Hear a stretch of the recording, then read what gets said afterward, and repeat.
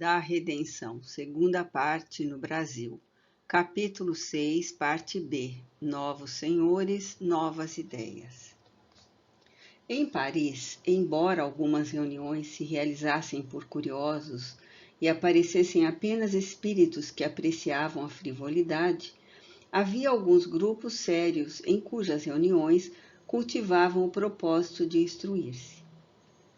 Por volta de 1855, um professor chamado Hippolyte Léon Denisard Rivail, atraído pelos insólitos acontecimentos, assistiu a uma dessas sessões realizadas na residência de uma senhora moradora de Paris. Observou ocorrências que chamou de manifestações inteligentes, pois ao interagirem com os espíritos, não obtinham apenas pancadas e ruídos, e sim respostas que tinham coerência, demonstravam um conhecimento profundo acerca de intrincados problemas sobre a existência terrena que tantas vezes afligem a humanidade. A partir daí, resolveu analisar o que ocorria de forma sistemática e criteriosa. Anita interrompeu o filho ao reconhecer o nome do emérito professor e escritor francês. Durante o tempo em que estudei em um internato francês, manuseávamos livros didáticos desse autor. Marion ministrava aulas de francês a vocês, utilizando uma gramática elaborada por ele. Ainda a temos em nossa biblioteca. Henrique apenas assentiu e retornou ao tema. Certa vez, o professor foi convidado a ir à casa da família Baldin. O casal possuía duas filhas jovens que realizavam experiências com um lápis encaixado na borda de uma cesta. As meninas punham os dedos sobre a cesta. O objeto se movia e o lápis formava letras, palavras e frases. O professor continuou a assistir às reuniões. Verificou as comunicações contínuas em torno de assuntos muito graves e profundos para o alcance das duas mocinhas, que ofereciam respostas até aos questionamentos mentais, às vezes proferidos em idioma desconhecido das jovens. Posteriormente, conheceu outros núcleos de aprendizado e ele conduziu pessoalmente estudos e experiências.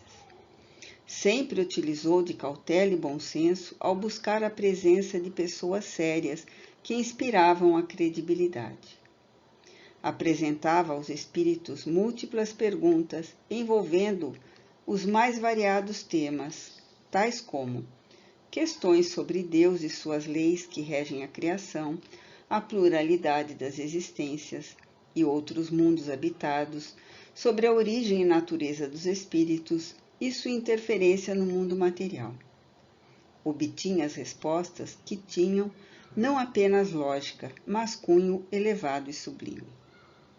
Outras formas de comunicação foram observadas, entre elas a psicografia, que é a mensagem escrita pelas mãos do receptor, e a psicofonia, que consiste na transmissão da comunicação através da fala, ou seja, a comunicação através dos chamados médiuns. Para efeito de instrução a todos, publicou o primeiro livro com o registro das perguntas e respostas, que foi o Livro dos Espíritos. Pedro era um estudioso do Novo Testamento e observou pensativo. Parece-me perfeitamente possível associar esta nova doutrina aos preceitos cristãos. Henrique acrescentou com satisfação. Jesus diz textualmente que veio dar cumprimento às leis divinas, contidas na revelação feita a Moisés, e não derrogá-las. Assim é o Espiritismo em relação ao Evangelho de Jesus. Em nada contraria os ensinamentos do Cristo. Em verdade, apresenta-nos Jesus como guia e modelo, e revive o cristianismo em sua pureza primitiva, ao expor a comunicabilidade com os espíritos como algo natural. Se recordamos o que lemos no Antigo e Novo Testamento, perceberemos que o profetismo nada mais é que uma transmissão de um conteúdo através de canais mediúnicos. E o próprio mestre, considerado por Kardec como médium de Deus, foi visto dialogando e orientando espíritos perturbados e sofredores.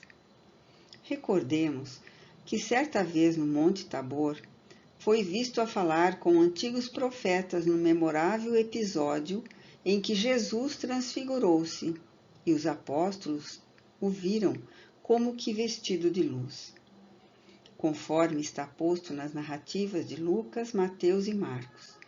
Naquele instante, ele dialogava com o profeta Elias e o grande legislador hebreu, Moisés, ambos desencarnados, uma vez que viveram em recuadas épocas. Pedro examinou os livros e aparteou. Você mencionou Kardec, e é ele quem assina as obras? Foi revelado que Allan Kardec era um nome utilizado pelo professor Rivail em uma vida passada. Ele o adotou a fim de distinguir a autoria das obras ditadas pelos espíritos dos demais trabalhos anteriormente publicados, quando escrevia os livros didáticos. Henrique apontou os 5 volumes sobre a mesa e concluiu. No caso destas obras, Allan Kardec foi conduzido por uma equipe de benfeitores espirituais que revelaram tais ensinamentos, e ele os analisou, compilou, organizou as mensagens dos espíritos superiores e por isso é chamado de codificador. Além do Pentateuco kardeciano, publicou outras obras em um jornal de estudos, um periódico chamado Revista Espírita. Enlevada, Anita murmurou. Um senhor tão estudioso e respeitável. Ele ainda reside em Paris? Nina informou. Depois de um labor imenso, em plena atividade, desencarnou há 7 anos. Anita sentiu-se poderosamente atraída pelas informações obtidas. A luz do interesse genuíno brilhava em seus olhos quando se dirigiu a Henrique. Essa doutrina me parece tão bela quanto complexa. Estou disposta a perscrutá-la, porém, sei que isso demandará larga cota de tempo, e nesse momento em que ainda sofremos a ausência de Leopoldo, gostaria de obter algumas respostas. Henrique sorriu diante da ansiedade da mãe. Assim me faz sentir semelhante a um oráculo. Esforçarei-me para que possa tranquilizar-se e dissipar um pouco as dúvidas. Quando o indivíduo toma consciência de que vive fora dos ambientes terrenos, ou seja, de que morreu, o que mais facilita ou atrapalha nesse momento de transição? É uma pergunta complexa. Em estudos mais aprofundados, veremos que devemos levar em conta muitas facetas da personalidade do indivíduo que partiu. Mas, em síntese, a sensação após a vida no corpo é um resultante de como o homem se conduziu na última existência. O apego excessivo aos bens terrenos e até mesmo aos afetos constitui forte obstáculo para que possa libertar-se e prosseguir rumo a uma nova etapa. Em contrapartida, se atendeu aos ditames da consciência, dos compromissos assumidos, usufruirá de reconfortante paz interior. Em suma, vale a assertiva de Jesus, a cada um conforme as suas obras. No mundo espiritual, haverá tratamento para os que partiram doentes? Sentem-se sozinhos, desamparados? A senhora crê que a Terra detém todos os recursos e nela residem todos aqueles a quem amamos? Gostaria de fazer uma confidência. Durante o sono, muitas vezes, vejo um amigo espiritual e junto fazemos alguns passeios em regiões situadas em esferas espirituais próximas à Terra. Posso afirmar que lá existem moradias belas, educandários que contam com mestres iluminados, hospitais com todos os recursos médicos e terapêuticos que usufruímos aqui. A educação, a medicina, a engenharia. Observei que lá são áreas do conhecimento muito mais avançadas. É possível concluir que, semelhante ao mundo em que vivemos, quanto mais adiantada for a comunidade que nele reside, mais eficazes serão tais tratamentos. Deus que cuida da erva que está nos campos, deixaria um filho ao desamparo? O amor do Pai, de infinita bondade, não nos deixa órfãos de amigos e proteção. Anita contrapôs. Se hoje fosse chamada a entrar no mundo dos espíritos, por mais bela e extraordinária que apresentasse ser essa nova vida, me sentiria desprovida de tudo ao separar-me de vocês. Ficaria extremamente preocupada com as dificuldades que porventura viessem a enfrentar sem a minha presença. O apego à família e aos amigos que aqui deixamos é justificável. Compreensível é, porém é necessário utilizar a fé em Deus, que cuida de todos nós para não deixar que esse apego cause demasiado sofrimento, pois tal sentimento pode tornar-se um entrave ao progresso e ao bem que há de felicitar-nos ao tomarmos posse de um presente de inestimável valor, a nossa imortalidade. Pedro e Nina compreenderam a sede de consolo de Anita e mantinham-se em silêncio. Henrique concluiu com um sorriso. Se soubesse que estaria separada temporariamente de nós e ainda assim tivesse meios de nos auxiliar. Periodicamente poderia nos visitar até que estivéssemos reunidos novamente. Se acreditasse que estamos amparados pela divina providência, se pudesse viver em um lugar aprazível, estudar, trabalhar, reencontrar amigos, outros afetos, como o avôzinho Miguel e papai, sentir-se-ia tão miserável? Anita tinha os olhos enevoados de pranto ao responder.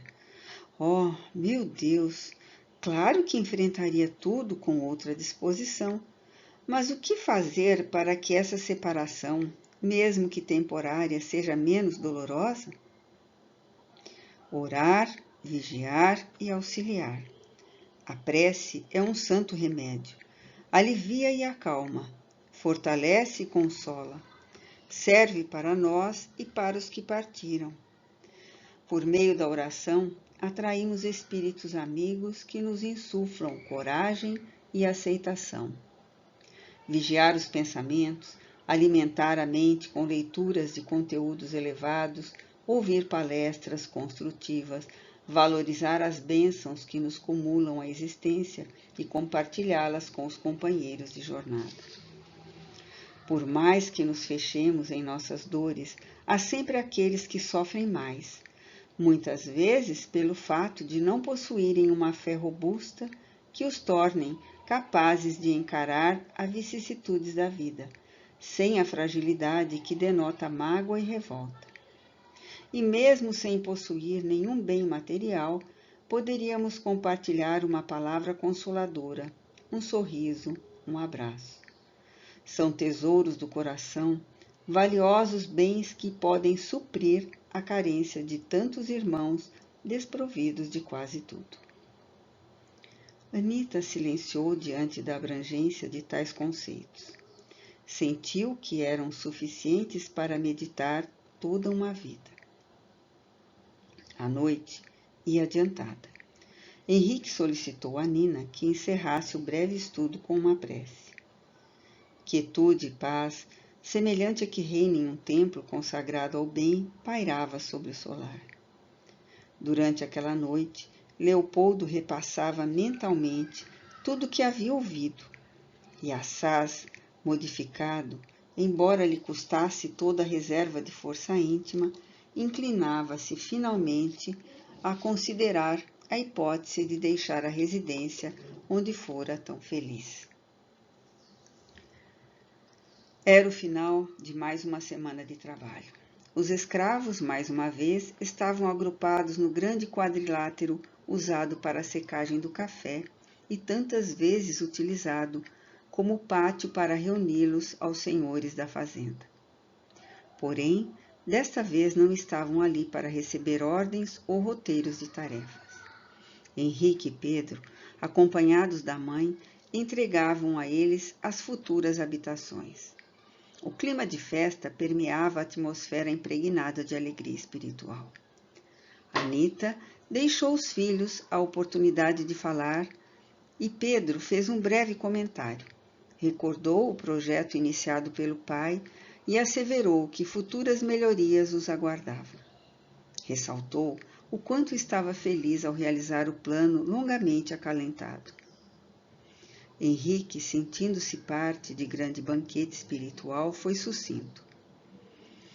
Desejo pedir ao Pedro que reze a oração que Jesus nos ensinou e que possamos acompanhá-lo repletos de gratidão a Deus por este momento. Àqueles que puderem expandir o coração e alcançar meu Pai, peço que assim o façam e orem por ele. Enquanto Pedro proferia a oração dominical em voz sentida, Leopoldo, emocionado pelo carinho dos filhos, concentrou-se repetindo palavra por palavra.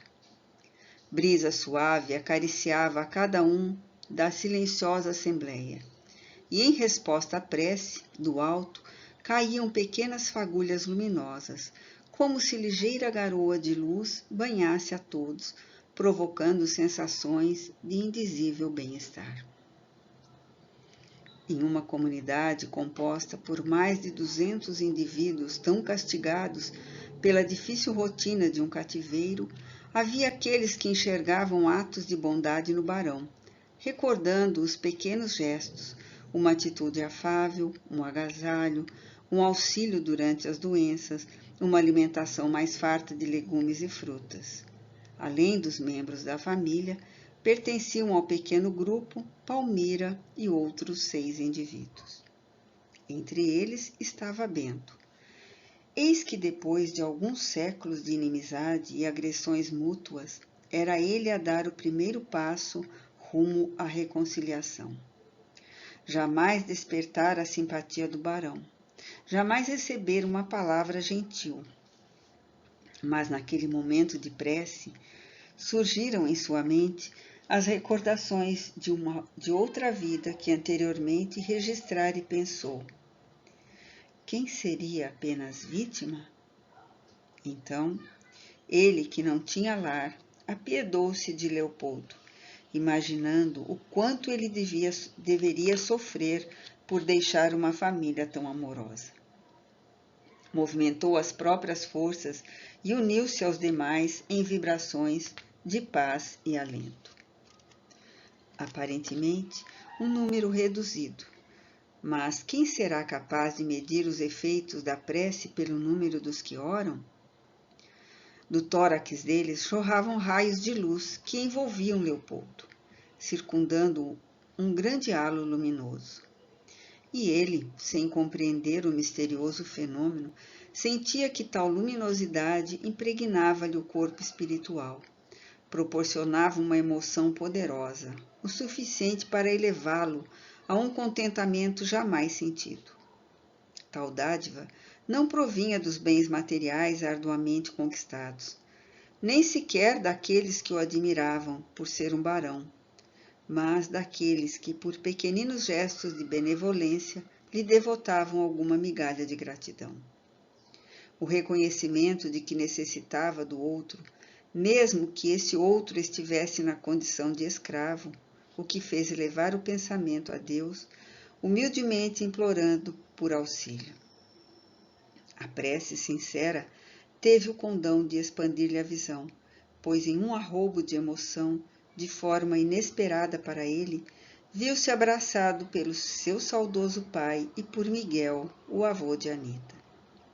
Sustentado pelos braços do pai, Leopoldo chorava, dividido entre a necessidade de partir e o desejo de ficar. Quis jogar-se nos pés deles e pedir auxílio.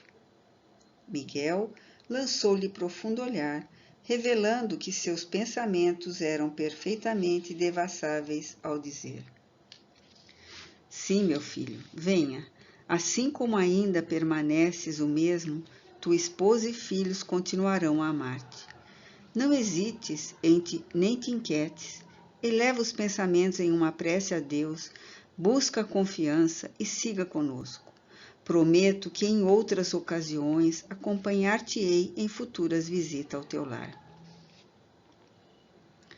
Nos dias anteriores à entrega das pequenas habitações aos escravos, Rita, a cozinheira, e Lourdinha, auxiliar de vó Palmira na enfermaria, lideraram um grupo que se ocupou de enfeitar as proximidades das casas recém-construídas, com bandeirolas coloridas e amarradas em embiras. Era a singela decoração feita por mãos humanas, aliadas ao firmamento pontilhado de estrelas que brilhavam como pedras preciosas em veludo escuro, a derramar cintilações luminosas e enfeitar a noite festiva. Naquela ocasião, de raro contentamento para os escravos, a música e as danças estenderam-se pela noite.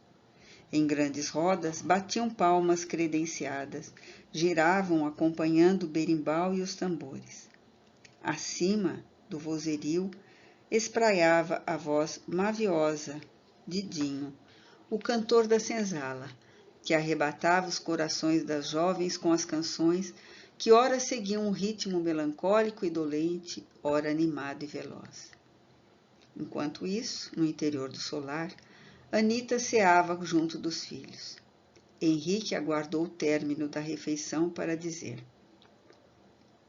Os acontecimentos felizes ocorridos hoje desdobraram-se muito além do que imaginávamos. Em dado momento, durante a prece, em um momento fugaz, como se fosse uma sequência de imagens, minha mente vi papai sendo amparado pelo vô Duarte e o avôzinho Miguel. Compartilho com vocês, pois sei que todos nós preocupávamos com ele. É um motivo a mais para festejarmos e agradecermos. Ele se fora definitivamente, pensou Anita. Esforçou-se com a intenção de alegrar-se. Afinal, diante de todas as revelações trazidas pela doutrina que começava a compreender, sentiu ser aquele um momento de aceitação e gratidão a Deus e aos bons espíritos.